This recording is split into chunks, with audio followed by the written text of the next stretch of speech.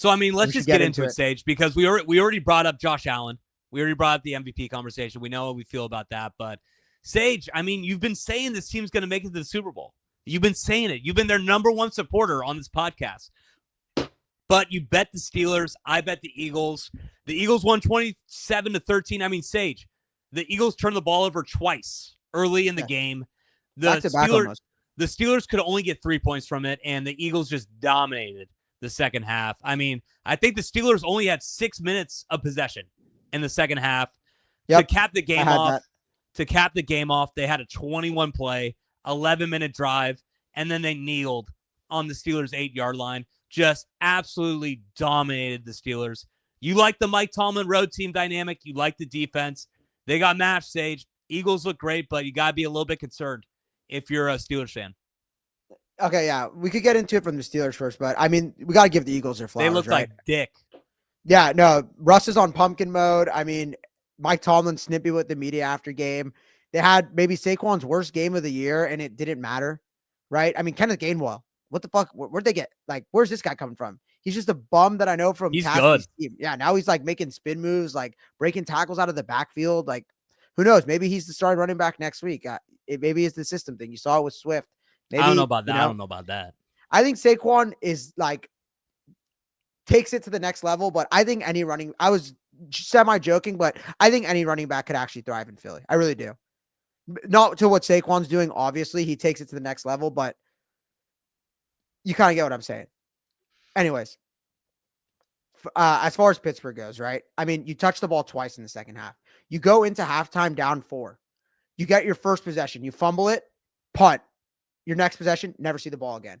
I mean, Philly, this is why if you're the Lions, you got to be scared. This is what they could do to you, right? They could just outpossess the goddamn life out of you. They outpossessed them by 20 minutes in this game, 40 minutes to 20, 5 minutes, 50 seconds for the Steelers in the second half. That's it. That's all they saw the ball.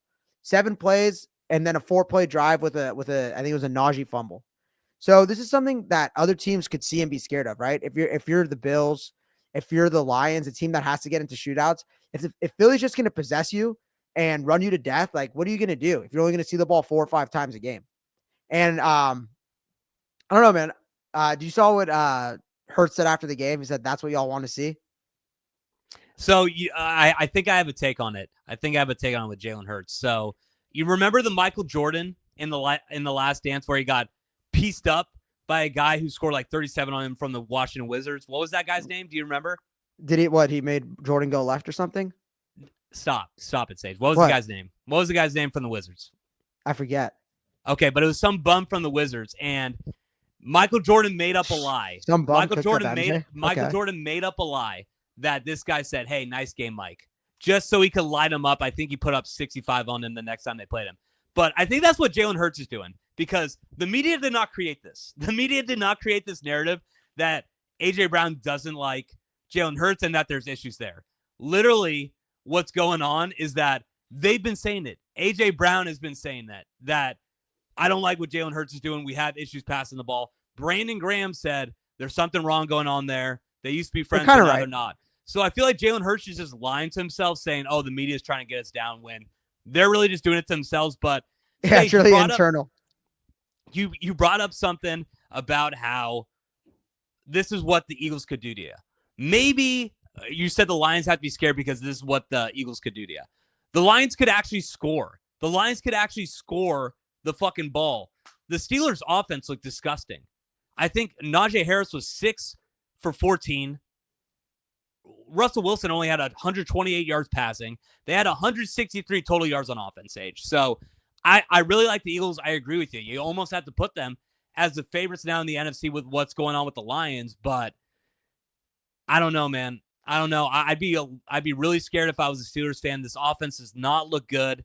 TJ Watt, you just got to be happy that he wasn't seriously injured. I think he's going to be okay. I think he's going to be week to week, but yeah, I don't know. Eagles, they have a 10-game winning streak right now. If they get the 1 seed, man, I don't know who's going to be able to beat them. In Philly, they got at Commanders, Cowboys, Giants at home to end it. So if they win next week against the Commanders, it's looking like they're going to win out. The Lions are going to have to take care of business. Yeah, I feel like I lost the battle with this one, but I'm winning the war with my Eagles take to the Super Bowl. But I'll say this, just to compare. Exactly. just to compare it with the Niners, AJ Brown comes out, says that shit. They make a game plan around him. 8 catches, 110 yards, dominates the game. Deebo Samuel does the same thing, does it on Twitter. Make a game plan around him, shits the bed. Basically loses the Niners this season. We'll get into it with this next game that we're about to bring up, but you see the implications it has. Maybe when you're a stud receiver, you could say that. When you're Deebo Samuel in year 7, you can't say that. And they're making the same amount of money, and the impact is nowhere near. So shout out AJ Brown, man. You backed up your talk. You said you needed the ball. Like I said, you don't accept in a loss that you don't in a win. That's what I like about Philly.